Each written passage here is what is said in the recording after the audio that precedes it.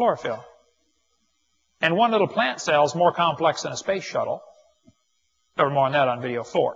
Now, evolution violates the second law, and evolution is wrong. Okay? This textbook shows the kids a fossil starfish. It says 3.4 billion years old, the remains of the early ancestors of modern human beings. Was your great-great-great-great-great-great-great-great-great-great-grandpa a starfish? How about Discover Magazine, November 2004. Was your ancestor a sea sponge? This is your ancestor. Wow, who's your daddy?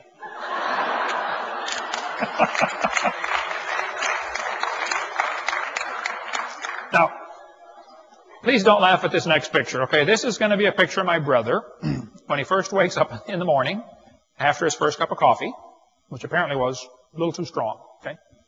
By the way, I got to warn these kids. Kids, listen carefully. Do not drink coffee. Because if you drink coffee when you're young, when you get married, your babies will be born naked and illiterate. And tea is worse. There was an Indian once that drank 4 gallons of iced tea. That night, he drowned in his teepee. Be careful with that stuff. That's deadly. Anyway, this will be my brother. Now, please don't laugh. He can't help it. There he is, right there. Notice what the textbook says. 30 million years ago. Now, kids, let me translate that for you. Anytime a textbook says millions of years ago, what it means is long ago and far away. That means a fairy tale is coming next, okay? That's your warning, fairy tale coming up. 30 million years ago, these critters evolved. Oh, there's that word again. You got to watch that one. It says they're ancestral to both humans and modern apes.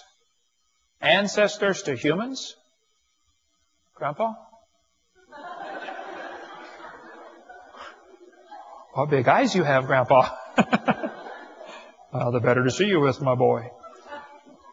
You know, we've been teaching kids they're nothing but an animal, and today, a lot of them act like animals. Even Barbara Reynolds figured it out. She said, your kids go ape in school? Here's why. He's being taught evolution. Guess what, Johnny? You're an animal and share a common heritage with earthworms. You mean I'm just an animal? Okay.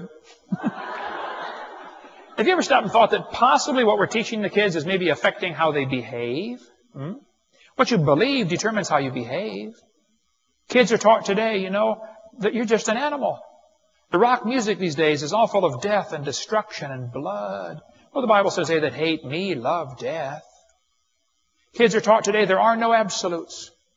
I was in a debate one time and this professor said, Hovind, there are no absolutes. I said, are you absolutely sure? Blew his little brain. Now, hold on a minute. How can I be absolutely sure? There's no absolutes. I was speaking in a public school in Pennsylvania a couple years ago, and this kid sat on the second row, and he said, Hovind, I'm an atheist.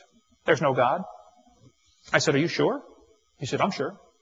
I said, well, let me ask you a question, son. I said, do you know everything? He said, oh, no. I said, okay, well, good. I said, do you think maybe you know half of everything? He said, no. I said, okay, well, let's just pretend for a few minutes that you know half of everything.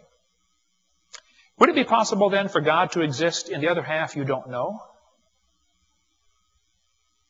Brand new thought rattled around his brain for a while. Got lost, I'm sure. I said, by the way, son, if you're an atheist, let me ask you a simple question.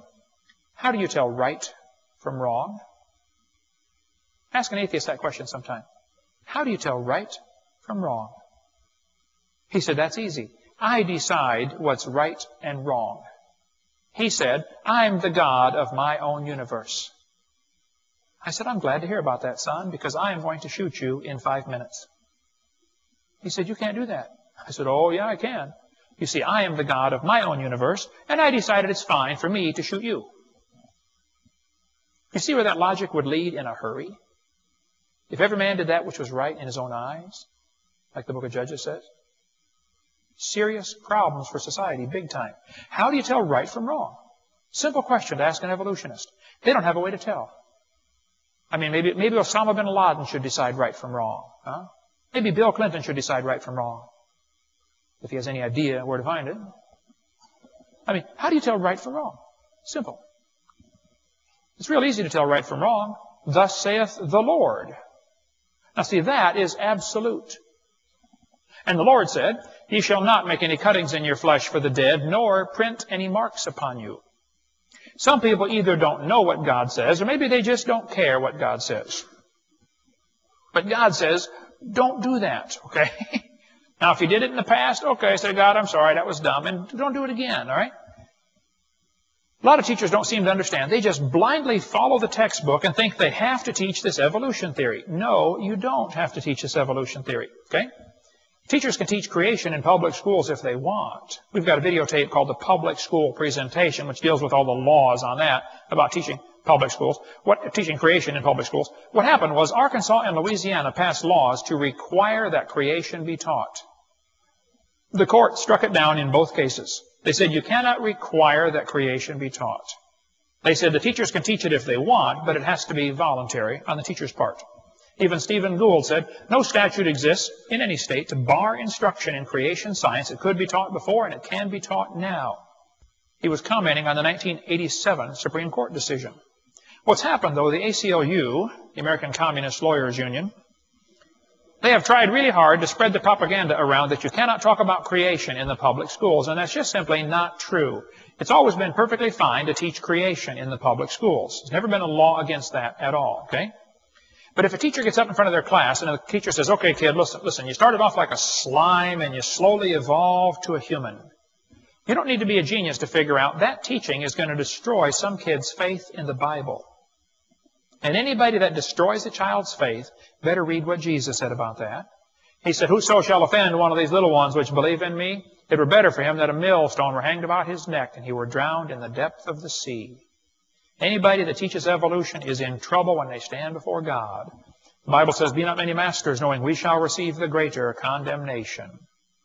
It's interesting, though, what happened. Back in the 1950s, the average textbook in America had very little evolution. 2,000 or 3,000 words was all. 1957, the Russians beat us in the space race by launching Sputnik, and Americans panicked. How many of you are old enough to remember the panic in America when the Russians were winning the space race? I mean, they had articles in Life magazine, how you can survive fallout. They said the Soviets are ahead of us in science because the Soviets teach evolution. We don't teach it in our schools. I mean, they had articles on how to build your own bomb shelter. People were building them in their backyard, okay, to survive nuclear fallout. Wait a minute. The Soviets are ahead in science because they teach evolution. What does evolution have to do with putting up a satellite? Well, then, in 1959, it was the 100-year anniversary of Darwin's book coming out. And in 1959, Eisenhower asked Congress for $1 billion to push more evolution into the school system. And he got it. American textbooks were rewritten in the late 50s and early 60s to include more evolution. They called it the Cold War Reconstruction of American Science Education. Our whole science curriculum and other curriculums were rewritten to make sure evolution was taught.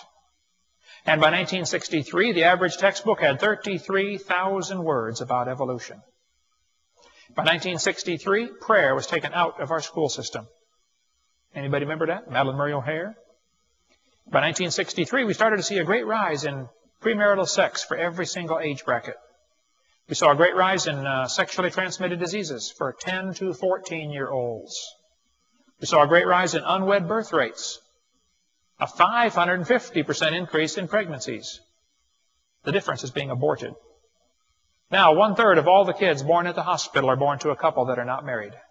Illegitimate children. 1/3 of them. Now listen carefully. If you are one of those,